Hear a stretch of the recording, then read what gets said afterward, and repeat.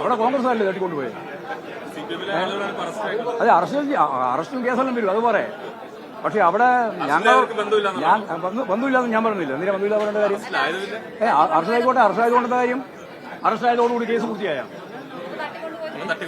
കോൺഗ്രസിന്റെ തട്ടിക്കൊണ്ടുപോയത്. കാരണം കോൺഗ്രസിന്റെ ഭാഗത്തിലെ അത് നേരത്തെ പറഞ്ഞല്ലോ, ജില്ലാ സെക്രട്ടറി തന്നെ പറഞ്ഞല്ലോ, അവിടെ CPIM-ന്റെ ഭാഗമായി നിൽക്കുന്ന ഒരാളെ തട്ടിക്കൊണ്ടുപോയതാണ്, അല്ലാണ്ട് ഈ കോൺഗ്രസിന്റെ ഭാഗമായി ഒരാളെ തട്ടിക്കൊണ്ടുപോയതല്ല.